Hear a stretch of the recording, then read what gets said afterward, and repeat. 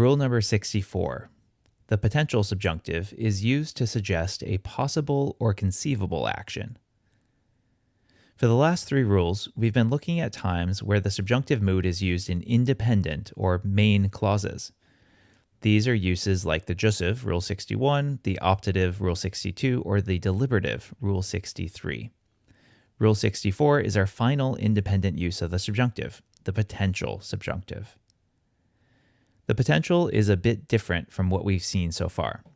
So while the jussive and optative subjunctives focus on actions that are desired, and think about Catullus's vivamus, let us live, and think about the desire expressed there, the potential subjunctive focuses on actions that could happen, things that, as the rule states, are possible or conceivable. So the phrase vivamus Romae, if rendered as a potential, would be we could live in Rome.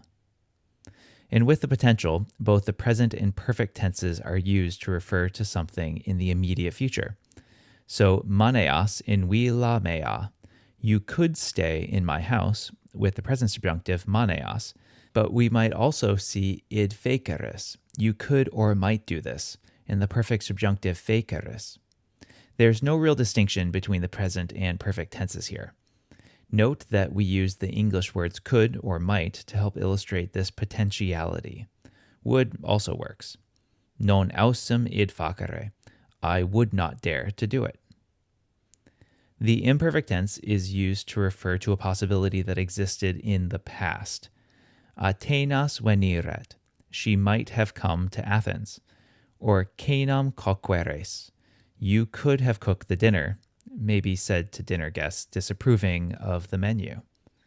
Note that the word have is included here to show the past existence of the possibility. We often see the potential subjunctive used with verbs of saying, thinking, or wishing, and often used in the first person too. Like dīcerēm pauca, I could say a few things. Dīcerēm is perfect subjunctive, so still showing a possible future action. Or from Cicero, tu vellem sic existimes.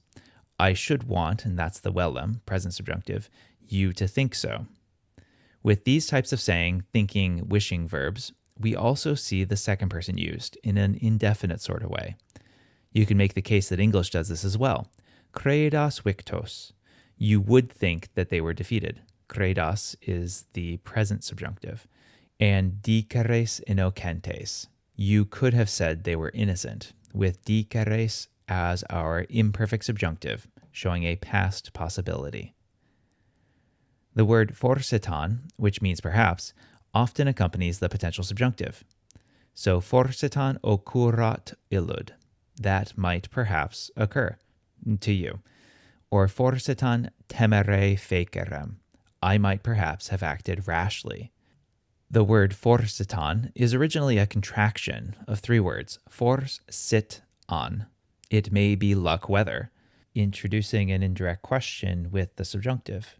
But the evolution into the adverb forsitan and perhaps turns our subjunctive into a potential. This shows how messy language can be, and sometimes these rules, as laid out, are poor descriptors of something a bit more fluid. Oh, and a synonym of forsitan, fortasse, commonly takes the indicative, not the subjunctive. So, you might have learned rule number 64. The potential subjunctive is used to suggest a possible or conceivable action.